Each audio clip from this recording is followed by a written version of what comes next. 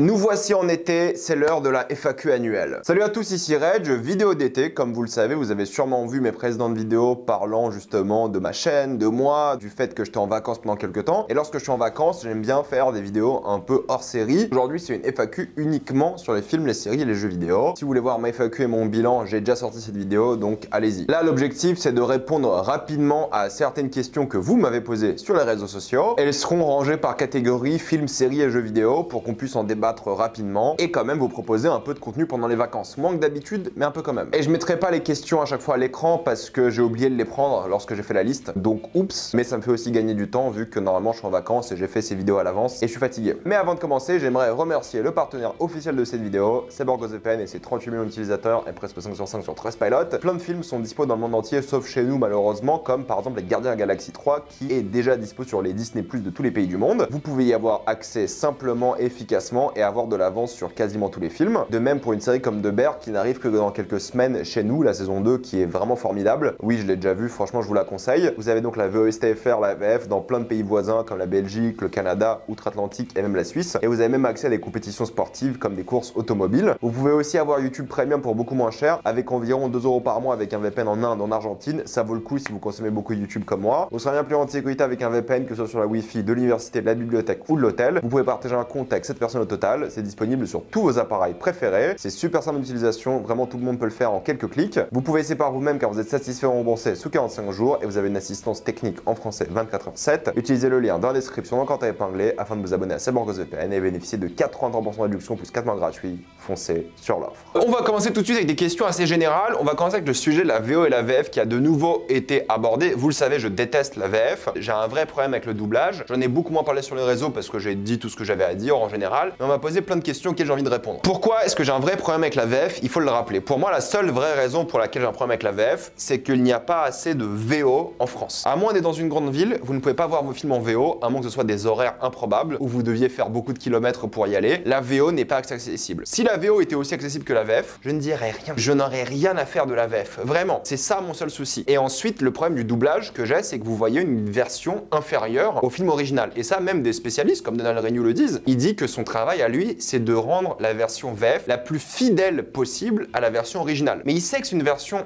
inférieure, entre guillemets. Je sais pas si c'est le terme qu'il a utilisé, j'ai pas envie de lui mettre des mots dans la bouche. Mais moi, d'un point de vue logique, je me dis, mais attendez, pourquoi est-ce que je verrais la version inférieure qui n'a pas le vrai jeu des acteurs et non, la version VF ne peut pas améliorer le jeu des acteurs, c'est un mensonge, c'est juste pas possible, qui n'a pas le même mixage son, qui n'a pas les mêmes bruitages souvent, qui ne marche pas si le film est multilangue. Pour moi, la seule raison pour laquelle un adulte qui arrive à lire convenablement ne regarderait pas un film en VO, c'est la fainéantise. Et mon opinion toxique par rapport à ça, c'est que si quelqu'un a vu un film en VF, pour moi, il ne l'a pas vu. J'assume, je suis toxique par rapport à ça. Je me vois mal débattre sur un film avec quelqu'un qui l'a vu en français. Pour moi, on n'a pas vu le même film. Et je ne peux pas prendre au sérieux les arguments parce qu'on n'a pas la même vision du film, on n'a pas eu la même expérience, parce que toi, t'as pas vu le jeu d'acting de Cillian Murphy. L'acting, c'est la voix aussi. Les bruitages de bouche, les choses comme ça, qui ne sont pas dans la VF, ou même s'ils y sont, c'est pas la vraie version. Donc ouais, si vous avez vu Oppenheimer en VF, je suis désolé, pour moi, vous avez pas vu le film. Enfin, vous l'avez vu, mais on peut pas débattre sur le film, parce qu'on n'a pas vu le même film. Vous avez vu la version VF, c'est une énorme différence. La VF pour les films d'animation, ok, parce qu'en soi c'est du doublage, peu importe la langue. La VF pour les enfants, ok. Moi j'ai commencé la VO à 8 ans. Pourquoi? Parce que j'avais piraté La Revanche des Sith et je l'avais en version anglaise et j'avais aussi piraté des jeux qui étaient qu'en anglais. Et à force t'apprends l'anglais. À force de lire, t'apprends l'anglais. À force d'écouter, t'apprends l'anglais. Et ensuite quand j'ai appris qu'il y avait une version VO, je me suis dit mais pourquoi est-ce que je regarderais en VF? Donc non, si un film n'est pas dispo en VO, je ne vais même pas le regarder. Je préfère attendre la VO dans mon cinéma. Ça va, j'habite dans le centre de Lille, du coup il y a souvent de la VO. Et pour moi ça s'arrête là. Je m'en fiche du doublage allemand, italien, québécois, français. Je m'en fiche qu'on ait les meilleurs doubleurs du monde. C'est pas nécessaire. La VF n'est tout simplement pas nécessaire. Et ça, peu importe la langue. L'anglais, l'allemand, l'italien, l'espagnol, le japonais, peu importe. Vous voulez apprendre une langue, étudiez la langue, que ce soit avec des applications ou même un travail personnel, ou même à l'école ou des choses comme ça, et regardez du contenu dans cette langue. Peu importe la langue. Ça va énormément vous aider, croyez-moi. J'ai 2 langues de naissance, le français et le roumain, et j'ai appris, et pas par l'éducation, par vraiment que les films, l'anglais et l'italien. Je sais que j'ai une opinion toxique sur la VF, mais c'est la vérité. Et je vais pas vous mentir sur ce que je pense. Je l'ai jamais fait, je le ferai jamais. Autre sujet intéressant, c'est le wokisme. Alors pourquoi est-ce que j'ai envie de parler de wokisme? C'est pas le contenu en soi du wokisme, mais des gens essaient de mettre des mots dans ma bouche constamment. Oui, je suis quelqu'un qui me considère comme woke, entre guillemets, si on peut se considérer comme ça, de la même manière que tu pourrais te considérer comme féministe ou des choses comme ça. Mais le problème avec ça, c'est que les gens pensent que t'as envie de remplacer tous les acteurs par des gens de couleur, t'as envie de mettre des femmes de partout. Et c'est ça le problème avec le wokisme que j'ai aujourd'hui, c'est que dès que tu mets quelqu'un de trans,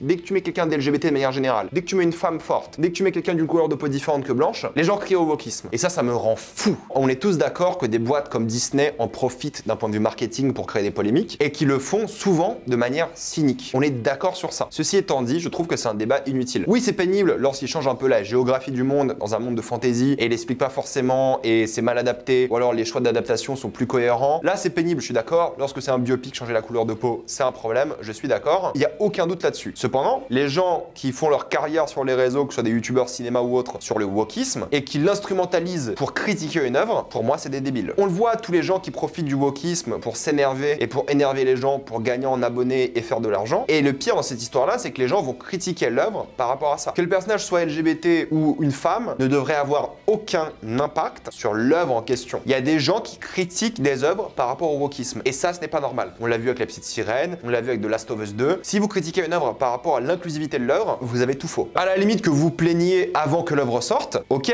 mais que vous alliez review bomb des œuvres que vous n'avez pas vues juste parce qu'il y a du wokisme, ou même lorsque vous l'avez vu, vous critiquez l'œuvre parce que c'est woke, je suis désolé, mais pour moi, vous êtes fou. Quand t'es face au film ou à la série, t'es face au film, à la série et rien d'autre. Les choses qui se passent de manière intrinsèque à l'œuvre ne sont pas importantes. En tout cas, pour juger une œuvre. Et si t'es pas content, tu boycottes et puis basta, on arrête là. J'ai un vrai problème avec les gens qui attisent la haine, surtout en politique. On le voit, hein, les gens d'extrême droite et d'extrême gauche qui attisent la haine des gens, surtout à l'extrême droite, mais l'extrême gauche le fait aussi, qui attisent la haine des gens pour gagner en popularité et en argent, on le voit. On a une mode sur les réseaux où les gens commencent à faire penser aux autres que l'extrême droite n'est plus d'extrême droite, banalisation totale, que les hommes sont les victimes de la société aujourd'hui et des choses comme ça. Et ça se répercute dans le cinéma et les séries et dans la manière dont les gens voient le cinéma et les séries. Je veux dire, il y a des hommes qui sont sortis vexés de Barbie, mais vous avez rien compris au film, c'est pas possible d'être aussi bête. Bref, les anti-woke, moi, m'énervent, surtout qu'ils vont jamais critiquer le wokisme dans une œuvre comme Spider-Man Across the Spider-Verse. Extrêmement woke comme film. Gardien Galaxy, extrêmement woke. Pour la cause animale, on n'a jamais vu ça dans un blockbuster. Sauf que les gens voient le wokisme juste par la couleur de peau, par l'orientation sexuelle, et lorsqu'un film est réellement woke comme ceux que j'ai cités, ils disent rien, parce qu'ils comprennent pas que c'est woke. Ou alors ils disent non mais c'est woke mais c'est bien fait. C'est pas que c'est bien fait, c'est juste qu'ils ont pas vu leurs critères anti-woke habituels. Donc ils sont même pas cohérents. Ensuite, un dernier petit sujet dans cette catégorie générale, c'est la désinformation. Je l'ai récemment vu beaucoup avec The Sound of Freedom. Ma vidéo, franchement, les commentaires n'ont aucun sens. J'ai dit que j'ai pas vu le film et que je critiquais pas le film, et que je disais que le film n'était sûrement pas conspirationniste et juste un film d'action. Et les gens sont devenus fous. Explique pourquoi le film est censuré en Europe, pourquoi le film est interdit en France. Le film n'est pas censuré en France. Oui, peut-être il y a une ministre à la con qui a dit qu'elle voulait le censurer, ça serait une bêtise, on est d'accord, mais le film n'est pas officiellement boycotté. Oui, il y a des plateformes qui en veulent pas parce que les gens qui ont fait ce film sont des conspirationnistes qui sont critiqués de manière légitime par des institutionnels, des académiques, des chercheurs et des gens qui travaillent pour la cause et qui luttent contre le trafic d'enfants. Aucune personne ne dit que le trafic d'enfants n'existe pas. Aucune. Tout le monde est d'accord que ça existe. Et ce film en parle juste, comme nombreux films qui sortent en France qui parlent du trafic d'enfants. Il n'y en a pas suffisamment peut-être, d'accord, mais ce n'est pas un documentaire. J'ai vu tellement de choses sur les réseaux qui sont fausses uniquement pour générer de la haine et gagner en abonnement, gagner en argent. C'est ça la vérité. Et ça arrive tout le temps et j'en parle souvent dans mes vidéos actualité. Lorsque des gens font la désinformation sur un film, j'essaie de la corriger. Parce qu'à certains moments, c'est juste des petites bêtises à droite à gauche qui n'ont pas d'impact. Mais là, dans le cadre de Sound of Freedom, c'est devenu un débat politique parce que les gens propagent la désinformation sans se renseigner sur le film. Tout ce que j'ai dit sur ma vidéo Sound of Freedom est factuellement vrai. Mais les gens qui ne comprennent pas la distribution de cinéma pensent à la censure. Et je ferai toujours ce travail parce que je trouve énervant et frustrant de corriger la désinformation des gens sur les films et les séries. Je le ferai constamment lorsqu'il y en aura, en vidéo dédiée ou en actualité. Et je me suis rendu compte à quel point ça devrait rendre fou les gens qui font ce travail de debunking sur l'actualité de tous les jours. Le nombre de mensonges que tu as sur des films, alors j'imagine même pas l'actualité de tous les jours. Tout ça parce que des gens lisent le titre d'un article, ne lisent pas le contenu et partagent leur ressenti qui est énervé contre le système, contre le gouvernement en général, parce qu'il faut détester quelqu'un, c'est toujours le gouvernement, peu importe le gouvernement d'ailleurs, pour faire des vues, pour faire des abonnés. Et ça je déteste et je me battrai toujours contre la désinformation concernant les films et les séries. Bon, maintenant parlons de films et séries de manière plus générale. On m'a posé la question si j'aimais les hood films. L'exemple qui a été cité c'est Training Day. J'aime bien les films hood et j'en regarde lorsque l'opportunité se présente, tout simplement, comme tous les films. Je regarde vraiment de tous les films, sauf ceux que j'ai cités dans une vidéo récemment qui me donnent vraiment pas envie de les regarder, même si des fois je regarde aussi, je regarde tous les genres de films. Mes meilleurs films de tous les temps, un jour je ferai une vidéo de mes films préférés, mais pas pour tout de suite, parce que je n'y arrive pas, ce serait trop compliqué et j'ai encore des films à voir et revoir, mais vous avez une liste de mes films préférés qui a été faite vite fait, hein, et il manque plein de films sur mon compte Letterboxd. D'ailleurs on m'a demandé combien de films j'ai dans ma watchlist Letterboxd, je crois que j'en ai 400, mais honnêtement je dois en avoir 1000 en vrai, mais j'ai juste pas mis à jour la liste. Est-ce que tu préfères les missions d'impossible d'avant comme le 1 ou la nouvelle vague comme le 3? J'aime beaucoup le mélange des deux, comme Dead Reckoning partie 1, le mélange entre les deux genres. Le côté vraiment espionnage de l'époque avec des séquences d'action incroyables. Ça, je trouve que c'est un équilibre fabuleux. Et je trouve que c'est l'une des meilleures sagas de tous les temps. Et on m'a posé la question si je préfère cette saga à d'autres sagas d'espionnage comme James Bond. La réponse est oui. Je préfère la consistance de Mission Impossible est bien plus élevée que celle de James Bond. Mais encore une fois, ça veut pas dire que je déteste James Bond ou que je vais pas aller les voir. Pourquoi tu me parles pas de Western Spaghetti? Lorsqu'ils sortent ces Western Spaghetti, j'en parle. Pourquoi je parle pas de ceux de l'époque? Je devrais en parler un peu plus quand l'occasion se présentera, comme les Sergio Leone. Je les aime bien, c'est pas mon genre préféré de cinéma, mais c'est des films que j'apprécie et que je trouve souvent incroyables. Est-ce que tu pourrais parler plus souvent de films d'auteur? J'essaie, vraiment j'essaie, je fais mes vidéos de temps en temps critiques multiples où j'essaie de parler plus souvent de petits films, mais en termes de timing c'est souvent compliqué parce que les gros films ont la priorité et lorsque tu sors une vidéo sur YouTube qui marche pas, ça fait du mal à ta chaîne pendant un moment, donc faut vite enchaîner avec une vidéo qui marche. Mais je fais mes vidéos, vous savez, où je parle de plusieurs films et là j'essaie de mettre des films indépendants. Mais encore une fois, si vous voulez mon avis rapidement sur des films que je regarde ou des séries, vous pouvez me suivre sur les réseaux où j'en parle régulièrement. Donc là j'essaie au moins de les mettre en avant là-bas et sur YouTube lorsque j'ai l'occasion. J'aimerais bien refaire une vidéo des films que j'ai vus récemment, mais il faut que je trouve le bon angle pour vous attirer dessus et pour vous donner envie de les regarder. Que penses-tu de l'univers du Seigneur des Anneaux? Moi ça m'énerve cette question d'univers. J'aime bien quand les films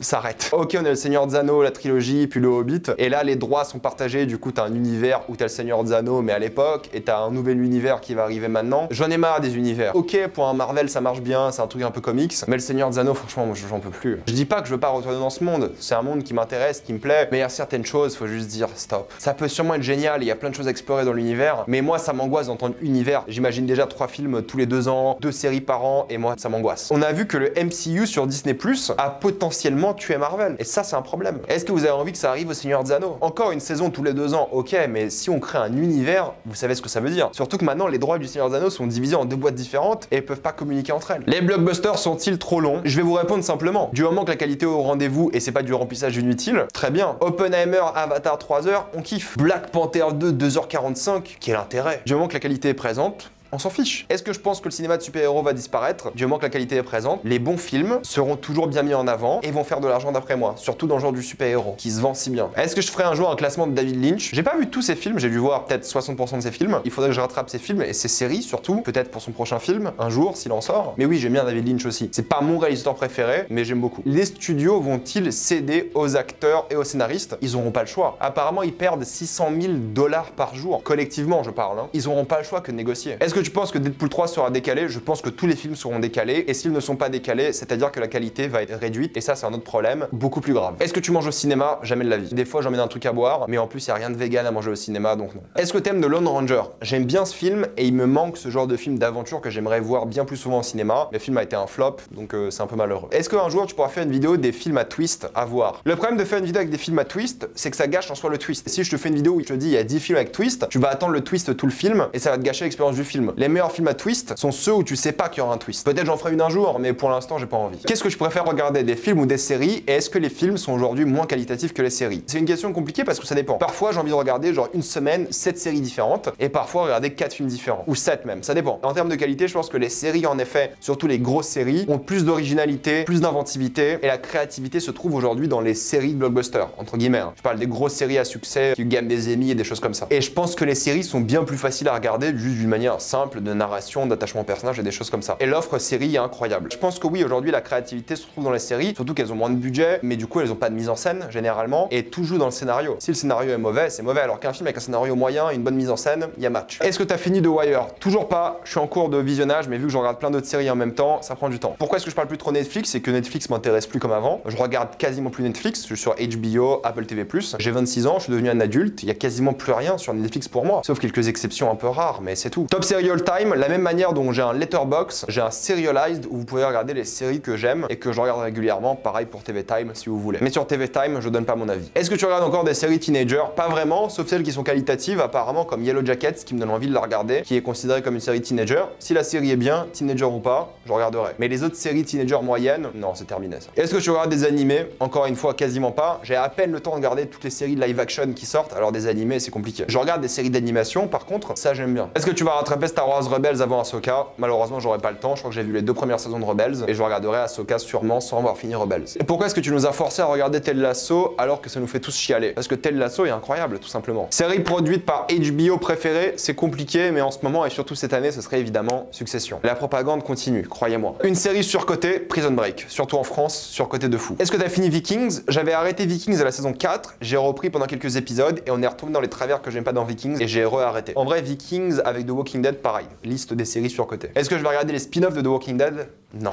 Est-ce que tu trouverais cohérent d'avoir un spin-off sur un personnage comme Noah Hank de Barry? Je vous conseille énormément de regarder Barry. Les spin-offs, pourquoi pas, mais il faut que ça ait un sens, faut que ce soit bien fait, mais je suis pas le genre de personne à vouloir chercher des spin-offs, même si ça peut être sympa. Il y a un moment, les œuvres doivent s'arrêter et c'est ok. Est-ce que tu es à jour sur The Crown? Non, j'ai pas encore regardé la dernière saison. Peut-être je regarderai lorsque la série s'arrêtera, j'enchaînerai les 2 saisons, à voir. Meilleure plateforme entre HBO et Apple, on est tous d'accord que HBO a le meilleur contenu aujourd'hui, mais ils ont un plus grand palmarès et historique. Mais Apple est bien plus productif et produisent énormément de séries. En ce moment, je dois regarder genre 4 séries Apple. Et alors que HBO, ils vont sortir une grosse série tous les 2-3 mois et encore. Pas dégoûté de regarder autant de séries tout le temps? Pas du tout. Est-ce que tu penses que Succession va tout gagner aux Emmy Awards? Quasiment tout, ouais. Qu'est-ce que le cinéma a rapporté aux jeux vidéo? De la mise en scène, une écriture de scénario. Tous les gens qui font des jeux vidéo, tous les game directors adorent le cinéma. Adorent les séries, que ce soit Neil Druckmann ou par exemple Cory Barlog, si je dis pas de bêtises. C'est des grands fans de films et de séries. D'art de manière générale, de livres, et ils s'inspirent de ça pour faire leurs jeux. C'est pour ça que leurs jeux sont extrêmement cinématiques. Cependant, un jeu vidéo n'est pas un film ou une série. Même si parmi les plus populaires sont très cinématiques, c'est pas une nécessité. Un jeu, c'est du gameplay avant tout. C'est vrai que j'ai pas parlé beaucoup de jeux vidéo sur la chaîne et je vais en parler de plus en plus, mais j'ai quand même pas mal de connaissances. J'ai fait pas mal de jeux cultes, sauf évidemment les gros jeux cultes Xbox, les Halo et des choses comme ça, même si je dois me les faire, et même PlayStation, mais que je suis en train de rattraper aussi. Mais j'ai Backlog, si vous voulez. C'est une plateforme où tu mets les jeux que t'as fait, tu les critiques et des choses comme ça. Vous pouvez voir la liste de tous les jeux que j'ai fait sérieusement, encore une fois, et mon avis dessus rapidement. Est-ce que je me suis fait les jeux Telltale, surtout de Walking Dead? J'avais fait la première saison, mais ça m'a pas donné envie de continuer honnêtement, même si j'avais beaucoup aimé la première saison. J'avais fait aussi quelques Telltale à droite à gauche, mais mon préféré reste The Wolf Among Us que j'avais beaucoup aimé. Mais à une époque, les Telltale c'était tellement grandiose que tu pouvais pas passer à côté, et j'en avais essayé plein, mais je les ai pas tous faits. Alors que je sais qu'ils sont vraiment sympas. Pourquoi est-ce que t'aimes Undertale? Undertale, j'ai beaucoup aimé, même si c'est devenu un peu nul d'aimer Undertale aujourd'hui, j'ai l'impression, par la simplicité tout simplement. Juste avec quelques petits pixels, beaucoup d'émotions, une musique incroyable, un gameplay vraiment simple mais efficace, ça brise le 4e mur. C'est un jeu que je trouve vraiment intelligent, c'est vraiment l'un de mes jeux préférés parce qu'il est simple, m'a fait énormément ressentir et j'ai trouvé ça assez impressionnant. Est-ce que j'ai déjà joué à Pokémon? Non. J'ai qu'une PS5 et un PC, j'ai un PC gaming, j'ai une 3090 dedans, mais ça me suffit pour jouer à tous les jeux Xbox parce que tous les jeux Xbox viennent sur PC et les jeux PS5. Mais c'est vrai que je devrais avoir une Switch. Moi j'ai pas de Switch parce que je peux pas jouer en 30 FPS, je n'y arrive pas, ça me dégoûte, c'est comme la VF, je ne peux pas, je boycotte. Je dis pas que si vous avez joué à un jeu en 30 FPS, je me suis fait Bloodborne quand même. Vous avez pas joué au jeu, c'est faux, mais ça m'énerve. Et moi les consoles portables, ça m'intéresse pas trop non plus. Si ressortent une console de salon, Nintendo, là ouais j'achète. Je sais que la Switch aussi une console de salon, mais il me faut aussi la puissance d'une console de salon. Ou alors il me faut un Steam Deck mais pour des jeux Nintendo. Là je dirais pas non. Top 3 de tes jeux de tête, Mass Effect 2, Witcher 3 et Elden Ring, même si en vrai ça serait plutôt Bloodborne. Un jour je ferai un classement des Souls. Il y en a plein d'autres, vous pouvez aller voir justement comme je vous l'ai dit sur Backlogged. Ces jeux-là je les adore. Quand est-ce que la next gen est arrivée d'après toi? Pour moi la next gen est arrivée avec Cyberpunk. Sur PC en tout cas c'était un jeu next gen. C'est le jeu que j'attends le plus maintenant. Le DLC Phantom Liberty, l'expansion, avec évidemment l'expansion d'Elden Ring, même si je sais qu'en début septembre je serai juste sur Starfield pendant un mois. Mais pour moi la next gen est arrivée là. Certes elle est pas arrivée sur console là, mais elle est arrivée là avec ce jeu. Pour moi c'est le premier vrai jeu next gen. Parce que pour l'instant en vrai il y en a pas trop. Est-ce que tu t'es fait le jeu Marvel Guardians of the Galaxy? Je l'ai acheté pendant les soldes juste à la sortie du 3e film. Je l'ai pas encore fait. J'ai plein de jeux à rattraper en ce moment. Je me suis remis un peu dans Assassin's Creed et j'y vais tout doucement. Est-ce que tu t'es fait des jeux comme Detroit Become Human et tous les jeux de la boîte? Pas encore, mais je dois me les faire. Mais je suis pas très fan des jeux qui sont extrêmement cinématiques et qui sont genre des films interactifs entre guillemets. Ça peut être bien, je dis pas, hein, et faut que je me les fasse, mais c'est pas ma priorité. Red Dead 2, quand est-ce que tu vas le faire? Je vais d'abord attendre le remaster du 1 pour me faire le 1, parce que je peux pas jouer au 2e sans en faire le premier. Psychologiquement, c'est pas possible. Et lorsque j'aurai 80 heures, là, j'irai. Mais si je dois me faire un jeu de 80 heures, la priorité, après les jeux d'actualité, reste Red Dead. Qu'est-ce que tu penses de l'achat Activision Blizzard? Je pense que c'est une bonne idée, pareil pour l'achat de Bethesda, parce que Microsoft va peut-être obliger ces putains de boîtes à faire des jeux plus qualitatifs et sans bug. Et avec moins de foutage de gueule, parce que Sony, ils ont une longueur d'avance en termes de vente de consoles, même si j'aime beaucoup les deux, hein, Microsoft, Sony, la Xbox, la PlayStation, j'aime pas le délire de l'oligopoly, mais il faut vraiment que Microsoft se réveille, quitte à rendre des jeux exclusifs comme Starfield et même les Call of, pour moi ça serait ok. La compétition c'est ça. Mais bon, en tant que gars qui a un PC gamer et une PlayStation 5, moi ça me va. C'est pour ça que j'aime beaucoup le Game Pass. Je suis pas un fan du cloud gaming personnellement, et d'ailleurs pareil pour le Game Pass, moi je l'achèterai jamais parce que je suis le genre de gars qui joue à un jeu, qui préfère l'acheter et puis basta. Mais pour les gens qui aiment beaucoup jouer à des jeux vidéo constamment, moi j'ai des films et des séries à regarder à côté, donc c'est compliqué. Et j'ai aussi une vie d'ailleurs. Le Game Pass c'est super, ça fait découvrir plein de jeux gratuitement entre guillemets. C'est vraiment une invention de fou et il y a tellement des jeux de malades dessus, c'est un délire. Pour moi, si vous adorez les jeux vidéo, c'est un peu votre priorité hobby numéro 1 d'un point de vue culturel en tout cas, le Game Pass c'est une dinguerie, vraiment. Je vais m'arrêter là, merci beaucoup pour vos questions, c'était FAQ. C'est une vidéo d'été, un peu entre guillemets hors série. J'ai essayé de répondre le plus de questions possible. Il y en avait plusieurs centaines, donc c'est toujours un peu compliqué. Merci encore une fois de suivre la chaîne. On se voit très rapidement pour plus de vidéos. Et j'attends évidemment votre avis dans les commentaires sur toutes ces questions. Comme d'habitude, pensez à vous abonner à la chaîne pour voir les prochaines vidéos. Mettez un j'aime, ça aide beaucoup la chaîne. Suivez-moi sur tous mes réseaux pour plus de débats critiques et actualités. Et avant de quitter cette vidéo, pensez à utiliser le lien dans la description, le commentaire épinglé, afin de vous abonner à toutes les plateformes de streaming que vous voulez en toute accessibilité et sécurité. Tout ça pour 2,03€ par mois plus 4 mois gratuits. Foncez sur l'offre et moi je vous dis à la prochaine. prochaine fois. Salut à tous.